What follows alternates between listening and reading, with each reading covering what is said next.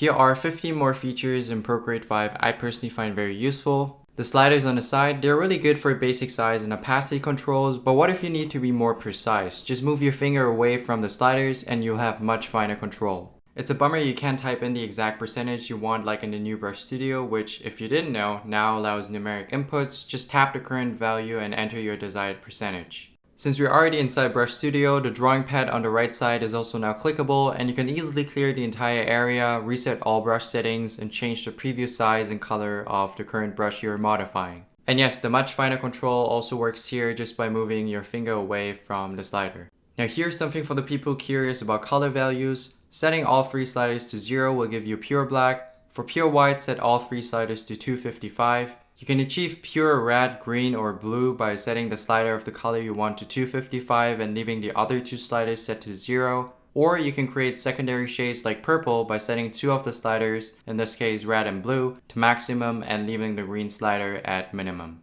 Oh, and while we were talking about colors, this history tab you see down here only seems to be available for newer iPad Pro models in case you were searching for that. I don't know why, but I'm sure they must have had their reasons. Moving on, we all know we have layers. We can switch around their positions. We can copy them just by drag and dropping, but we can also take them outside the canvas and drop them off in a completely different project, or even create an entirely new one based on that layer.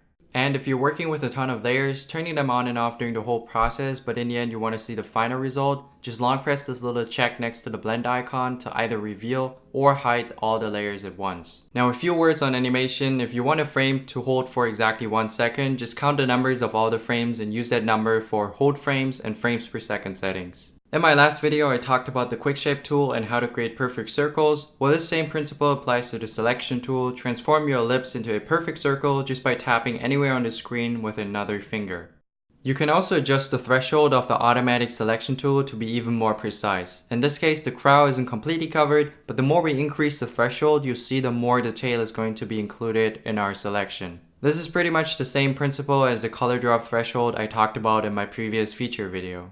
Accidentally tap somewhere and lost your selection, just tap and hold the icon and reload your previous selection. Again, same as reloading your previous color or your current brush. And if you're wondering, my selection mask is currently set at 40%, just makes it easier to distinguish from the actual artwork I'm currently working with. I'm not sure if that counts since it's right there, but 15 sounds nicer than 14. Alright, let's talk about Simplified Undo. Say you've transformed your artwork in various ways, not just resizing, I'm talking distorting, warping, and all that other good stuff. You realize by default if you tap undo, it will transform everything back to normal, to the original state. But what if you only want to undo a certain perspective warp? Well, for that you need to go to settings and uncheck Simplified Undos. Now you'll see that Procreate 5 saves all the transformations you've made along the way and you can go back step by step instead of having one giant jump. Oh, and if you want to distort immediately without tapping the actual distort button, just tap and hold any corner and you'll see the distort message pop up at the top and you can go ahead and start distorting right away for the extra lazy ones. And lastly, I realized Fullscreen Mode doesn't remove the sliders on the side anymore. Well, first of all, why? Please bring the old one back. The current workaround for that is to go to a state where the sliders disappear automatically. That can be pretty much anything from the adjustment settings or the selection tool. Once you have that, just 4-finger tap like you're used to and you'll have true full screen mode.